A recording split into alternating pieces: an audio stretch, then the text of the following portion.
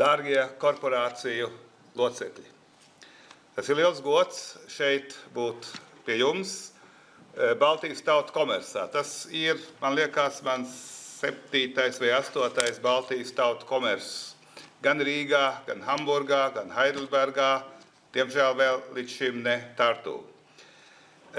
Baltijas Tautu komeršs simbolizē mūsu vēsturisko kopību, tātad Igaunija, Latvija un Vācija. Un šī ideja mēs esam pārņēmuši no Vācijas, kas ir apgaismes laikmeta ideja un demokrātiska ideja.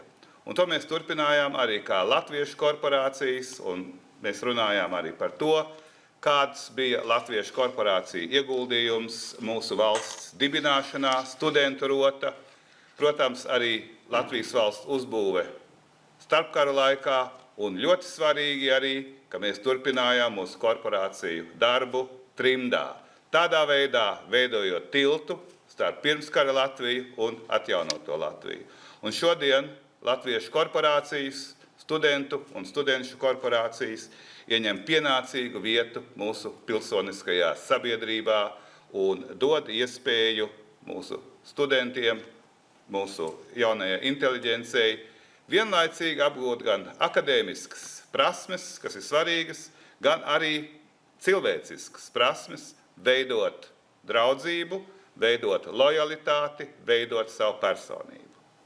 Es pateicos jums par visiem organizatoriem šeit, un es teikšu dažus vārdus vāciski un pēc tam angliski.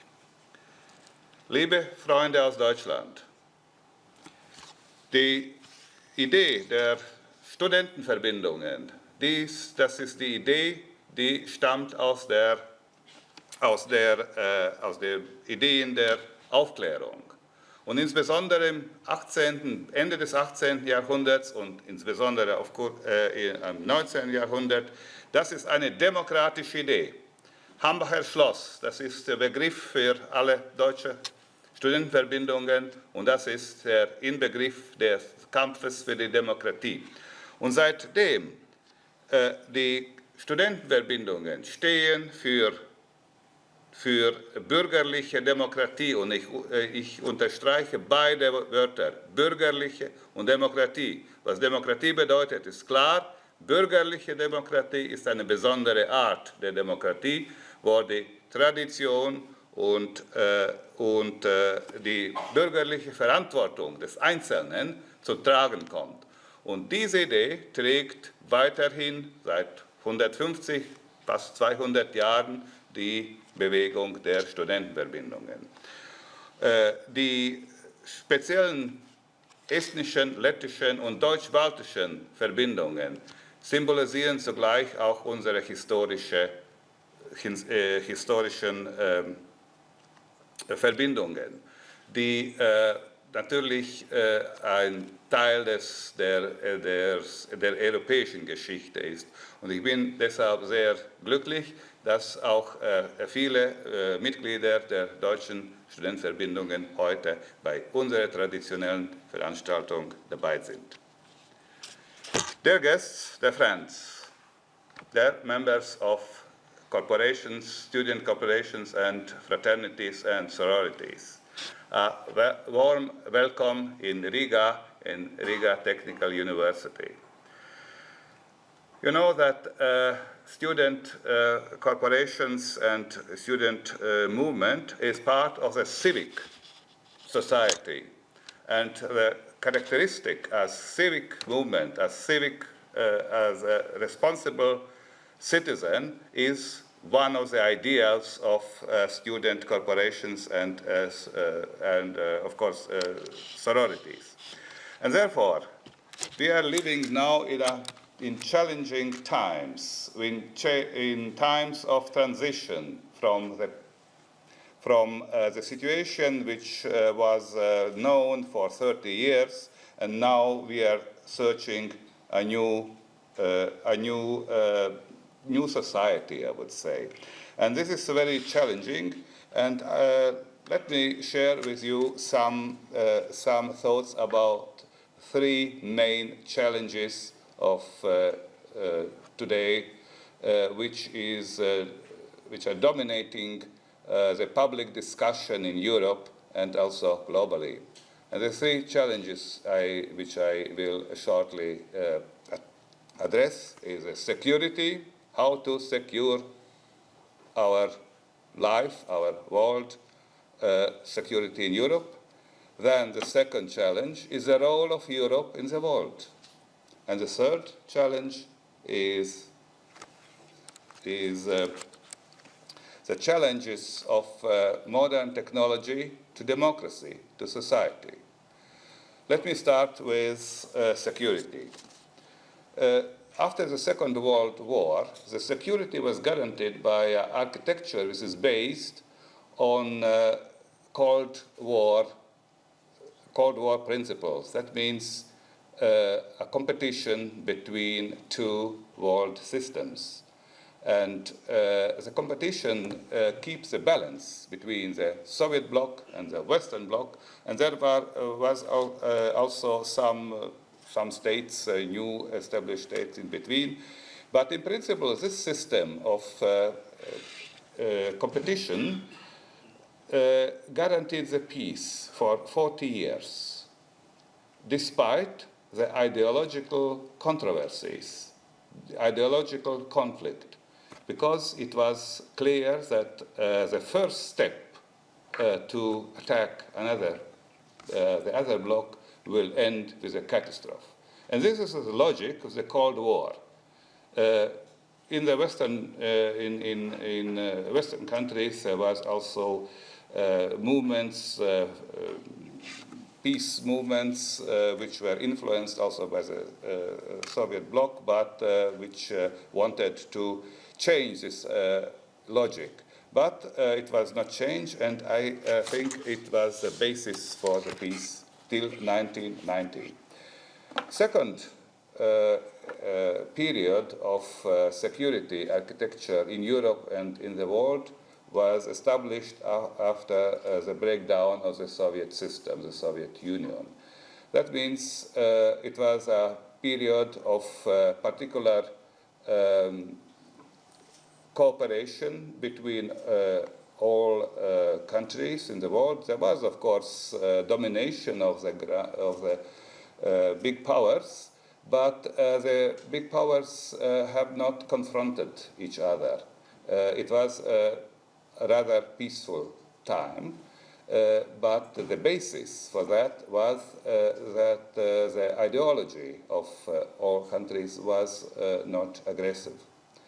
It is now we are living in the period of change, of breakdown of this peaceful period in the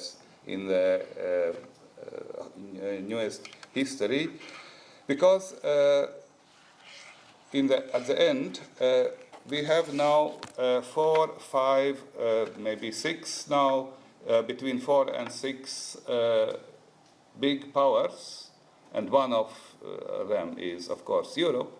But the ideology of ideas of peaceful coexistence is not more valid, since Russia has turned to a new ideology, the ideology of Russian world, which is an ideology of imperialism, of colonialism, of racism, of the 19th century. It is maybe ridiculous. It could seem it is ridiculous that Russia is going back to the thinking of the 19th century. It was the same ideology as Western powers,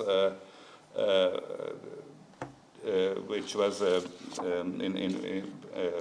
driven force for the Western powers to conquer the colonies in Africa and other parts of the world in the 19th century. But nowadays, it is an outdated ideology.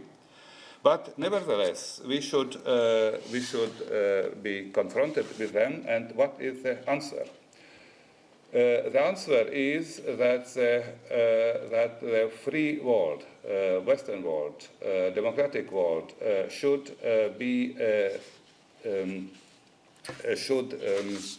resist this aggression, And how to resist? Resist by investing in our defense capacities. This was a change of the NATO strategic concept which was reached last year by the Madrid summit, because before, in the last strategic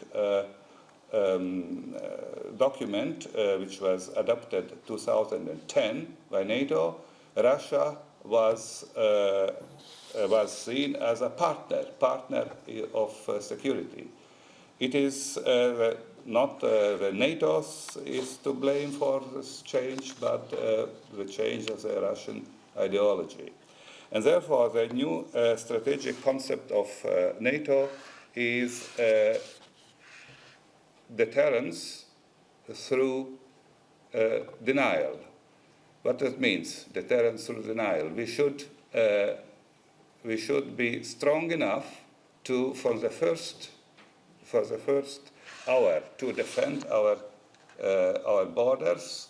It's also Latvian, Estonian border, to defend our territory against aggressor. It is a change, was a situation before by the older strategic concept that we should first step back and then we should be reconquered. And it is not more possible after what we have seen, what happens by Russian occupation in Bucha, Irpin, and other countries, in other parts of Ukraine. So this was a change. Then, of course, the main problem is to increase defense spendings in Western countries, in NATO countries. And it is a challenge for the politicians, for the political parties, because it is necessary to convince the voters, the population, that it is necessary in order to keep the peace. It is self-evident in countries which are not far away from Russia, like in our countries, but it is maybe not so self-evident in southern part of Europe and other countries. So it is a political problem to convince the voters. And we see also the differences between the political parties, two main political parties in US on this issue. But nevertheless, it is clear that the defense spendings should be increased. And it's interesting also that Germany, which long time was a little bit hesitant to increase defense spendings, has said clearly in the last weeks, the Minister of Defense, Pistorius, declared that Germany will also reach this goal of 2% of GDP for defense. We are spending in Latvia 2.3%, and Estonia, I think, 2.5%, and Poland over 3%. Also, we see that we have reached also this goal. But defense spendings and so-called defense hardware, like tanks and ammunition and so on, is only the half of defense capacity. Defense capacity consists of two elements. One element is this hardware, number of missiles and tanks and so on and so on. And we are in course to increase this hardware, spendings for the hardware. But the second element is like a software.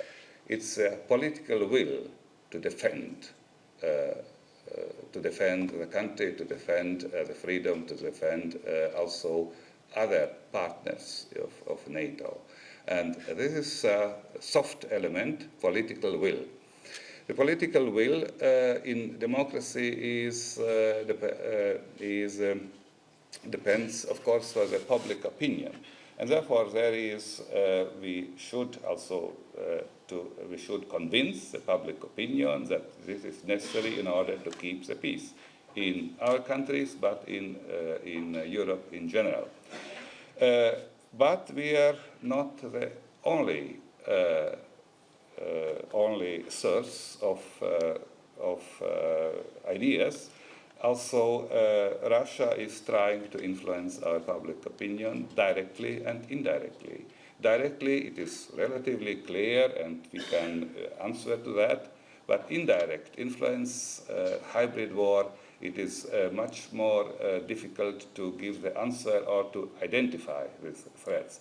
And therefore, it's interesting that, of course, the Western democracies are always for freedom of expression and also all kind of ideas should be possible to express.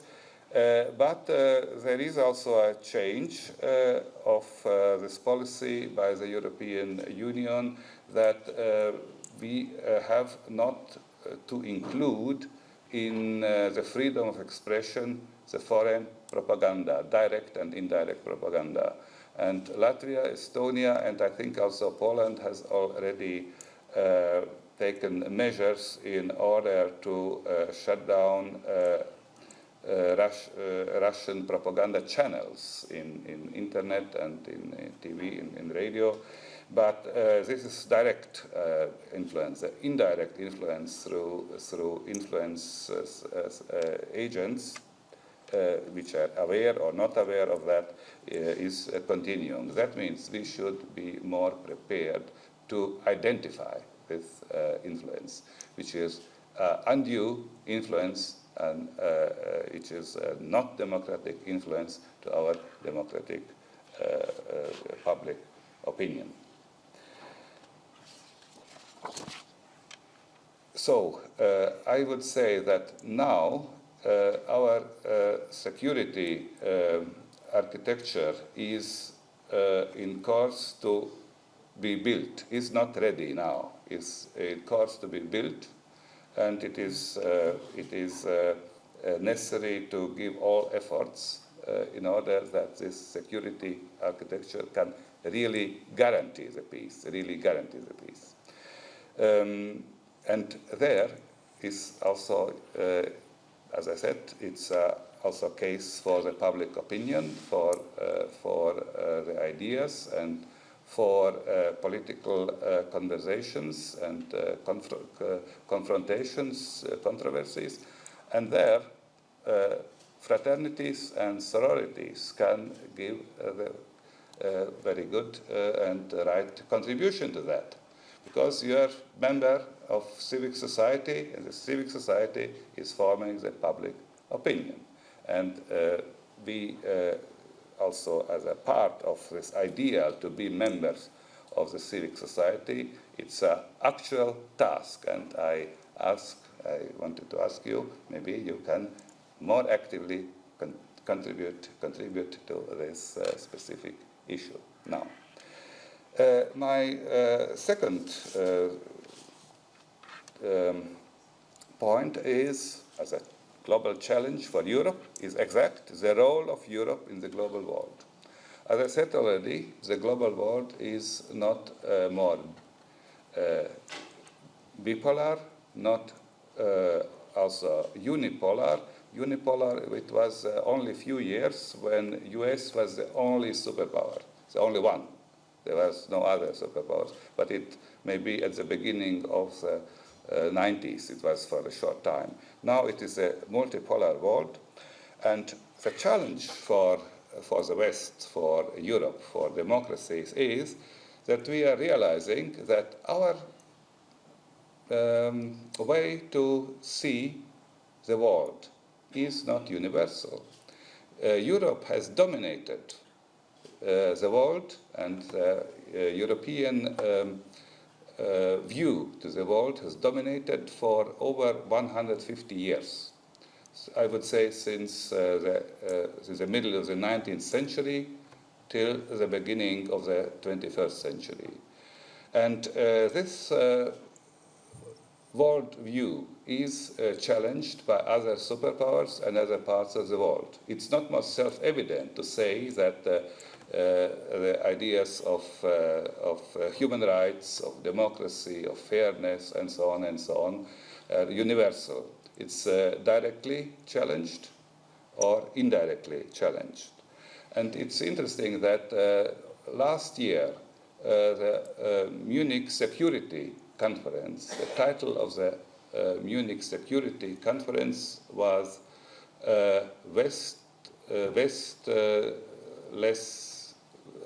Westless world, also the world without the West. It's of course an exaggeration, but it was especially chosen title for this conference in order to point this problem. This is a main European conference which one time in the year is organized in Munich, and the leaders of the world are coming here and discussed also how is or how would be on the world without the West, or with a reduced influence of the West. We can see that there are discussions how to react to that.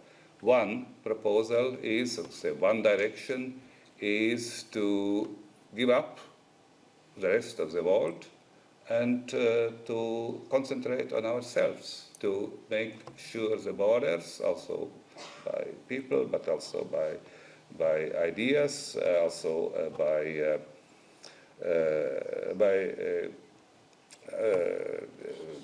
trade and so on, to be more autonomous. For example, we can have seen also during the COVID crisis the supply chains was too long for Europe, and the response is to shorten the supply chains in the world.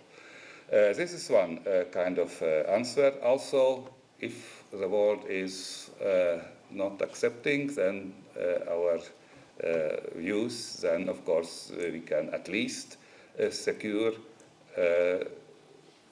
our European, or I would say better, Western world. The other direction by this discussion is nevertheless to try to convince the rest of the world by different means, also to stress the benefits of our system, of our Western system, democracy, and so on. It's, I would say, it's relatively hopeless by very firm autocratic regimes like by China. I think to convince China to change the system is relatively useless. But, for example, when a country is receiving considerable help, financial development help, like many or the most African states, we can, this is my direction that I would support, to give this support together with some conditions, for example, good governance, at least. Maybe on this way we can at least save some of a part of our influence to the world. But in general, it is clear that the importance and the role of Europe, of the West, is decreasing since already a relatively long time. And if we are realizing that, then of course we should give the right political answer to that. And these discussions are ongoing and will continue. My third point as a global challenge is digital technology and democracy. Digital technology was maybe 20 years ago, it was a big euphoria to welcome the digital technology in different areas. And I agree that in many, especially technical sectors, it's a great benefit to use digital technology and artificial intelligence. But at one specific point, the specific point is digital technology and democracy. I think this is different from digital technology, which is used in economy or in developing of technical products and so on. Democracy is based on the assumption, of the philosophical assumption of the free will of human being, free will.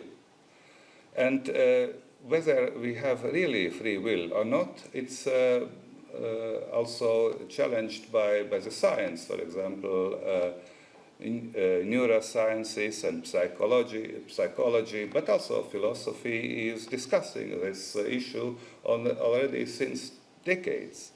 But it is not very important because we had a normative assumption that the human being has free will. Without that, it is not possible to maintain, for example, criminal law. Criminal law is based only on this assumption. But this assumption, after we see that the digital technology is showing to us that this is really a myth. That is very possible, this black box personality, internal personality of each individual to enlighten. And we can see that it is very easy with specific means to influence this free will so that the person is thinking it's free, my will, but but it is not true. It is already manipulated from outside. And this is a philosophical issue. It is a political issue for democracy. It is a legal issue. How to deal with this problem, especially now when the artificial intelligence has reached an absolutely new level. I think this is from all three problems challenges which I mentioned now, it is a most challenging problem because it is a long-lasting problem. It is very difficult to give the answer to that. And if we are would not find the right answer, of course, then the danger for our development, also as a humanity, is there is a high risk. So, what as lawyers and politicians, we are discussing some regulations. This is a normal answer of politics and law to a problem. We are identifying a problem, and the answer is to regulate this problem, to give legal norms. I think we should, I have some doubts, but whether it would be effective enough, but we have at the moment not other means in our hands. And therefore, I have supported the European regulations of artificial intelligence, especially, which are now in preparation, and also other regulations concerning hate speech, for example, hate speech as a real danger for democracy, and which is influencing also the people outside the democratic principles. There is, of course, also critics that it is not possible to regulate technology, not possible to regulate the future, as some are saying. I think, yes, it is possible. It is necessary. If it is necessary, if the risks are too high. And the politics, in many issues, the task of the politics is to manage the risks, risk management. This is one of the dimensions of politics, and law as an instrument of politics.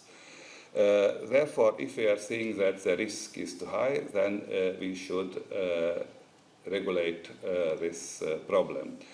And therefore, Latvia is actively also participating in drafting of European regulations in the field of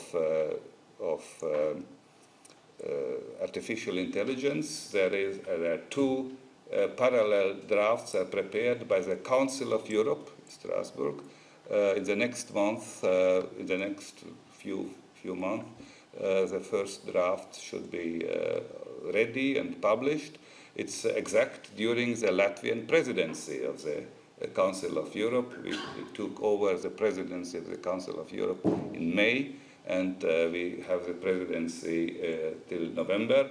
And I hope that it would happen during the other presidency, and we will then introduce this new convention of artificial intelligence. By the way, this convention is not regulating technical issues. It's regulating only human behavior, what is allowed, what is not allowed. This is a very important approach, not to regulate the future technology, but to regulate, like all regulations, like all laws regulating the human behavior. And in the same time, parallel, European Commission is also developing own draft on artificial intelligence. We have since 2 years already a regulation of so-called regulation on digital services. It's interesting and good regulation, but there is one political point. And this political point is the censorship of internet. And of course, who is a censor? This entity has a power. And this is not a enough discussed problem. The censorship, you know who is now the censor for public opinion in internet. It is committed to the big tech IT platforms like Facebook, like Instagram, and so there are only few, Twitter. And I think it is problematic to commit private company with public censorship. It's problematic from the point of view of rule of law and the point of view of democracy, because we cannot influence them. This is a public company registered in California, all companies are registered in California, and in the same time, the influence or the role which they are playing is global, also in Latvia. I think we should think about how to go further in order to really manage this problem of hate speech and freedom of expression. Dear colleagues, I will stop here with my thoughts about 3 global challenges of the modern world. There are other challenges. I choose these 3, but I think they are important enough that all responsible citizens are thinking about these problems. Let me end with some thoughts about the fraternities and sororities. I will give this in Latvian. Dārgie korporāciju studentu un studenšu korporāciju locekļi un locekles. Studentu korporācijas, kā jau teicu, ir pilsoniskās aktivitātes un pilsoniskās atbildības izpausmes. Mēs esam demokrātiska sabiedrība, un demokrātiska sabiedrība balstās uz atbildīgu pilsoni. Un studentu korporācijas ir tās organizācijas, kuras jau faktiski no 19. gadsimta sākumā Vācijā tās bija liberālas organizācijas, kas atbalstīja demokrātiju, balstījās uz pilsoniskos atbildības ideālu. Un tas tā turpinājās arī tālāk, gan tad, kad mēs Latvijā nodibinājām mūsu korporācijas pirms valsts, un korporācijas to pierādīja arī neatkarības karā. Studentu rota, bet arī daudzās citās vienībās korporācija locekļi karoja par Latvijas valsts. Piedalījās Latvijas valsts uzbūvē, turpināja trimdā, turpināja atjaunošanās. Un šeit ir interesants un, man jāsaka, unikāls savienojums starp trim tādiem trim personību veidojošiem vektoriem, kas koncentrējās vienā organizāciju veidā, tas ir korporācijas. Un pirmais ir tiešām pilsoniska atbildība. Patriotisms, lojalitāte savai valstī, tas pieder pie korporāciju būtības kodola. Un to mēs visi esam pierādījuši, to mēs darām ikdienā. Un līdz ar to var teikt, ka, ja mēs runājam par Latvijas demokrātiju vai jebkuru demokrātiju, tad korporācijas ir tās organizācijas, uz kurām mēs varam paļauties. Otrs vektors korporācijām ir akadēmiskums. Tas ir akadēmiskas korporācijas. Tie, kas nav akadēmiķi, tiemžēl nav iekļauti. Akadēmisks, tas nozīmē arī zināms domāšanas veids, zināms racionāls domāšanas veids. Un racionāls domāšanas veids nebūtu nav pašsaprotams ne mūsu, ne jebkurā sabiedrībā, jo cilvēks nav vienmēr racionāls. Cilvēks sastāv no diviem elementiem. Racionālā elementa un neracionālā elementa. Jūtas, subjektīvās nostājas un tā tālāk. Un tas viss ir normāli. Bet akadēmiskā domāšana vairāk pasvītro šo racionālo momentu cilvēkā. Un esot korporācijās, tieši šis moments tiek skolots. Un trešais moments ir tas, kā korporācijas ir veido draudzību un lojalitāti uz mūžu. Principā jau tu vari aiziet no korporācijas, bet tas tā nav domāts. Tas ir apmēram tā kā Eiropas Savienība. Eiropas Savienībā varēja tikai iestāties, bet izstāties no Eiropas Savienības teica, nē, tas nav domāts izstāšanās. Beigās, protams, arī Anglija pierādīja, ka tas ir iespējams. Bet pēc idejas, tātad šeit, ja mēs iestājamies un mēs kopā paralēli, katru savu dzīvi ved uz priekšu, bet arī kopā paralēli. Un man jāsaka, tagad es jau esmu ilgu laiku korporācijā, tas ar laiku dod varbūt daudz vairāk nekā iestājoties to pamani. Jo tad tev dzīves laiks ir īs. Līdz šim ir bijis, un tu domā, šis un tas un vēl kaut kas cits. Bet man jāsaka, veci draugi kļūst labāki, jo ilgāk šī draudzība ir, jo ilgāk šī pazīšanās ir. Un to nevar izmainīt ar kaut ko citu. Un tas ir šis unikālais, ilgstošs lojalitātes un draudzības moments.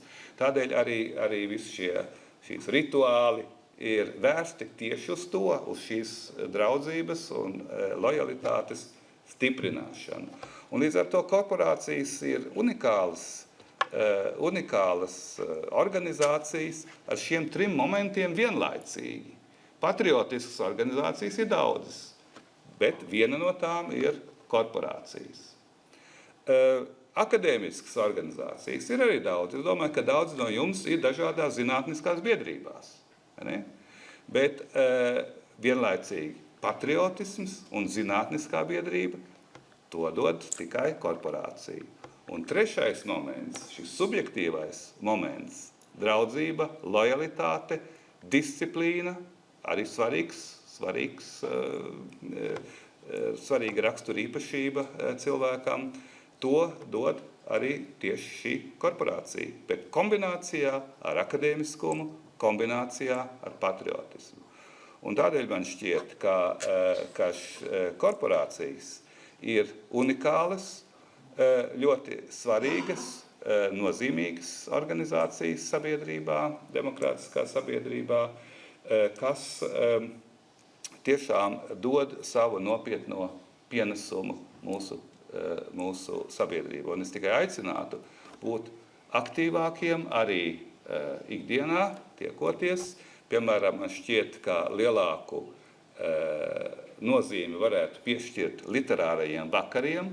Un, piemēram, mūsu korporācijā mēs vismaz trimdā, kur es biežāk darbojos, mēs bijām ļoti stingri, mēs noraidījām 5-6 reizes kādu referātu, jo neatbilda visiem akadēmiskajiem kritērijiem, nevarēja izturēt kritiku. Un tieši tas dod šo slīpējumu. Un man liekas, ka literārie vakari tieši tas, kur vajadzētu vēl uzsvērt šo akadēmisko momentu. Un, protams, arī jūsu pienesums. Es zinu, ka es redzu arī te vienu otru, kur ir arī aktīvi zemesargi, ļoti svarīgi. Un tādēļ man šķiet, ka šis kas saka, savā veidā pat dzīvesveids cilvēkam patiešām daudz ko dod. Paldies jums!